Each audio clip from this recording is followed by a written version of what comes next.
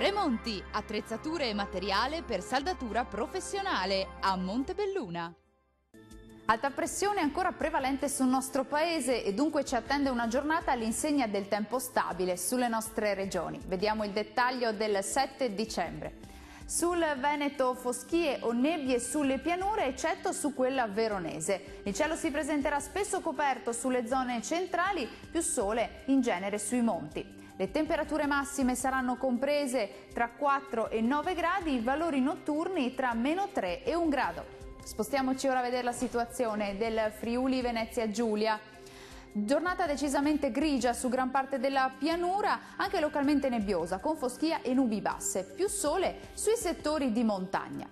Diamo ora uno sguardo alla situazione delle temperature. Le massime saranno comprese tra 5 e 10 gradi, minime tra 0 e 6 gradi circa.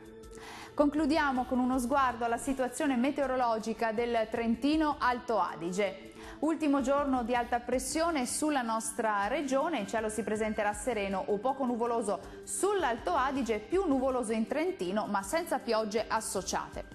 Vediamo anche in questo caso le temperature. Le massime sono previste intorno ai 4-5 gradi, valori minimi tra -7 e -5 gradi. Il mare sarà calmo sulle coste e quasi calmo al largo. I venti moderati da sud-ovest, localmente deboli sulla laguna di Venezia.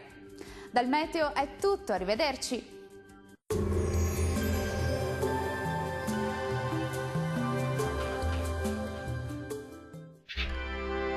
Tremonti, attrezzature e materiale per saldatura professionale a Montebelluna.